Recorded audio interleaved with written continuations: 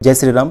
दोस्तों, अगर आपको भी कॉन्स्टिपेशन, एसिडिटी या फिर खट्टे डकार जैसी समस्या रहती है या फिर आप जो भी कुछ खा रहे हैं वो आपके शरीर में सही ढंग से लग नहीं पा रहा है, इसका ये मतलब है कि आपका पाचन क्रिया सही से काम नहीं कर रहा है और इसको जल्दी ठीक करना बहुत ज़रूरी है।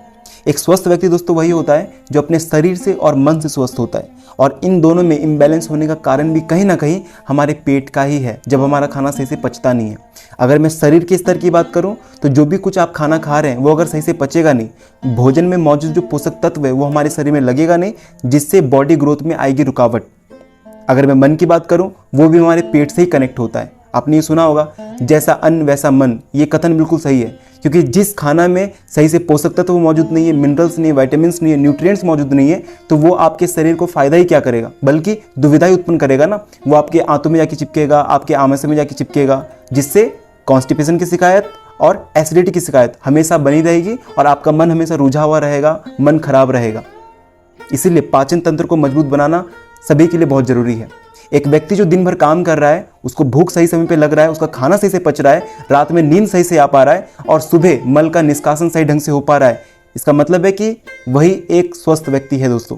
ठीक है, तो आज इस वीडियो में मैं आपको कुछ ऐसे योग बताऊंगा जो भारतीय शास्त्रों में उल्लेख किए गए इन सभी योग के बारे में। जब आप पहले दिन से करोगे तो आपको ये रिजल्ट मिलेगा, आप ये अनुभव कर पाएंगे कि आपका पाचन क्रिया सही ढंग से हो पा रहा है। ठीक है, ये जब आप योग करोगे ना तो आपका इंटरनल जो ऑर्गन है ये सभी का मसाज होगा। जैसे कि आपका स्टमक है, पेनक्रियाज हो गया है ना, लीवर है, गोल ब्लैडर हो गया, अपेंडिक्स या फिर इंटेस्टाइन, ये सभी के सभी जो ऑर्गन्स है सभी मसाज होने शुरू हो जाएंगे। तो चलिए दोस्तों, आज की इस वीडियो को स्टार्ट करते हैं। इस योग को आप जरूर करना, और इस वीडियो में बस आपको मैं 2 ही योग बताऊंगा, क्योंकि मैं आपको और भी कई सारे योग बताकर उलझाना नहीं चाहता। आने वाले कुछ वीडियो में मैं आपको 2 से 3 और योग बताऊंगा, तो आप उसको भी जरूर देखना, और इसको तो आप देख ही रहे हो। ठीक है, तो चलिए वीडियो स्टार्ट करते हैं। और आज शिक्षक दिवस है, पीछे स्पीकर बज रहा है, कभी इस वीडियो में कॉपीराइट ना आ जाए दोस्तों। चलिए आज की इस वीडियो को स्टार्ट करते हैं। दोस्तों, इन सभी आसन को करने से पहले मैं आपको 2-3 चीज़ें बताना चाहता हूँ जिसको आपको स्ट्रिक्टली फॉलो करने हैं।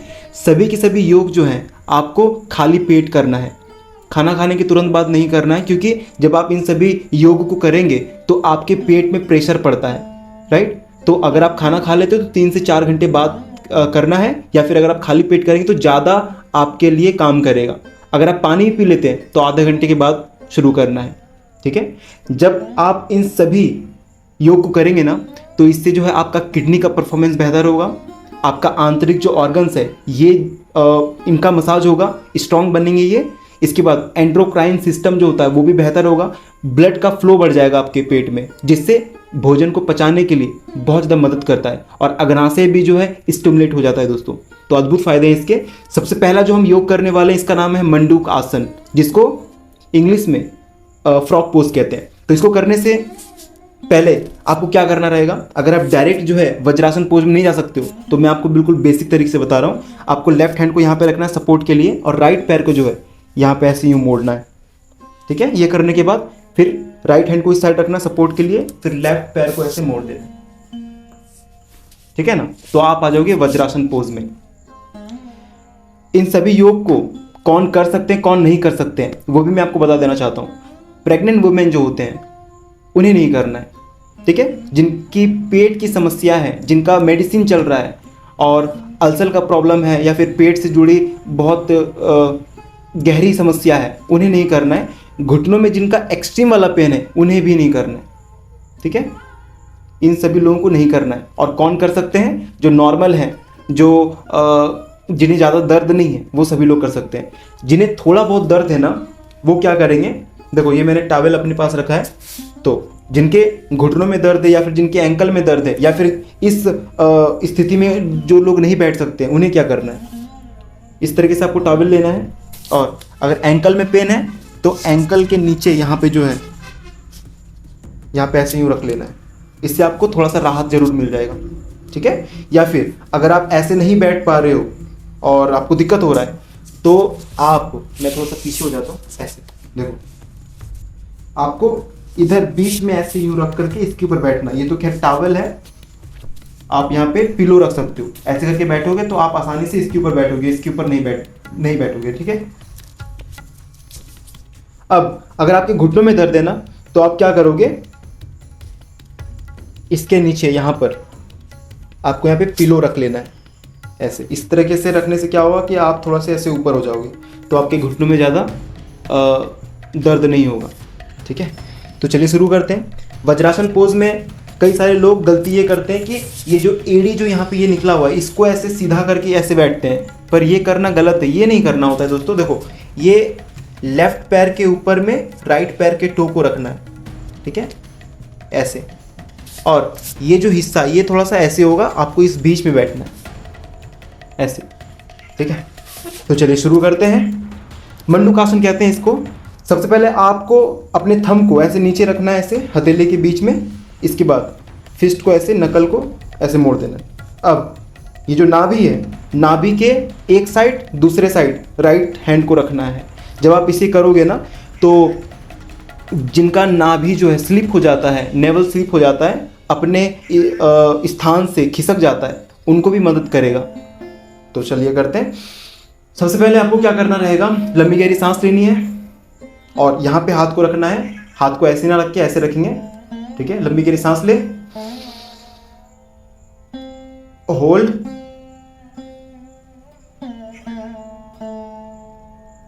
डाउन,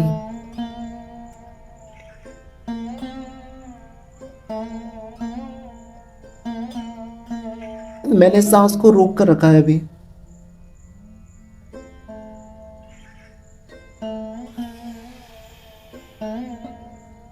सांस छोड़ दिया। वापस से आप 3 तरीके से कर सकते हो इस मंडूकासन को, मैं बता रहा हूं आपको कैसे करना है। फिर वापस से करते हैं इसी चीज को। होल्ड, सांस को बाहर नहीं निकालेंगे,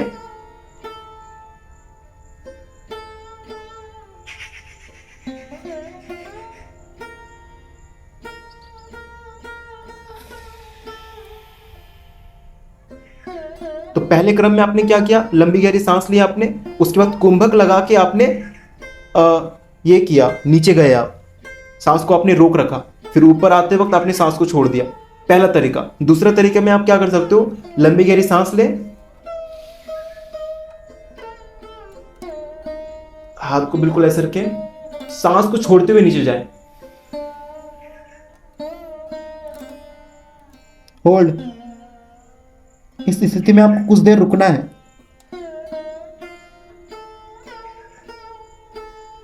सांस को अब लेते हुए ऊपर जाना है।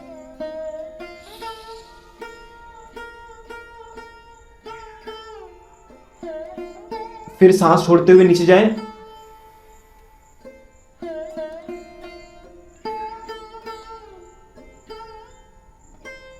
फिर सांस लेते हुए ऊपर जाएं।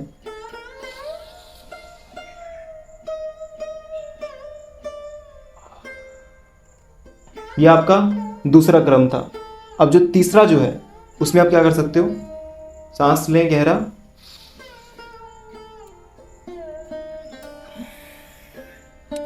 इस स्थिति में रह करके आपको सांस लेना है, सांस छोड़ना है, इनहेल एक्सेल आपको करना है।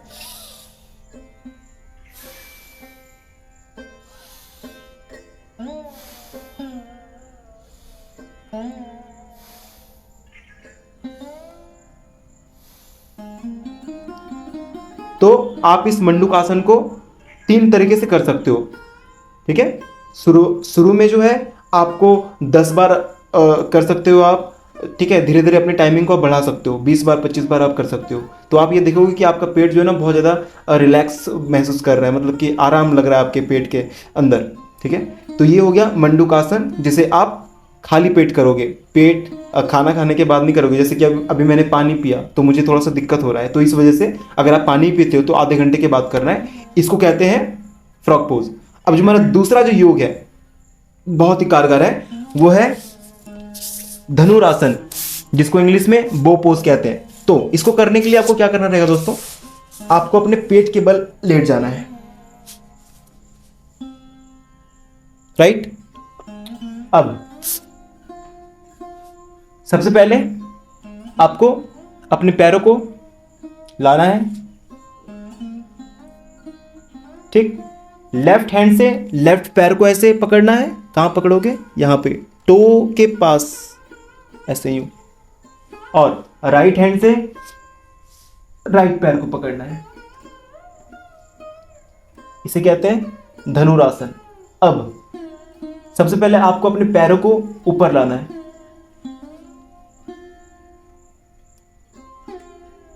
इसके बाद अपने शोल्डर को ऊपर ले जाना है, गर्दन को ऊपर ले जाना है। ये तरीका है। पहले अपने पैरों को उठाएंगे, उसके बाद अपने सर को उठाएंगे। काफी सारे लोग ऐसे डायरेक्ट ऊपर नहीं उठ पाते, तो ये तरीका है, आपको ऐसे करना है। इस स्थिति में आपको कुछ देर तक रुकना है। तो आप ये अनुभव करोगे, ऐसा महसूस करोगे, पेट के पास जो है ना आपका धड़कन की तरह जो है धड़कता है।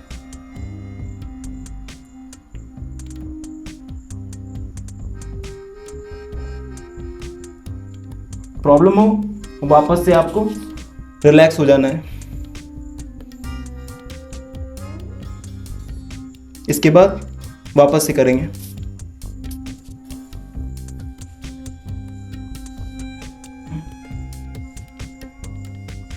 होल्ड,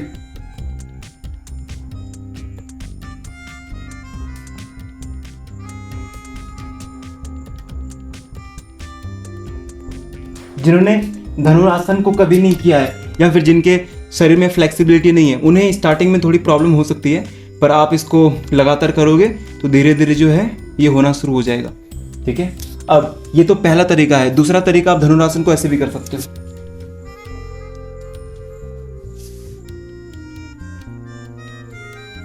ये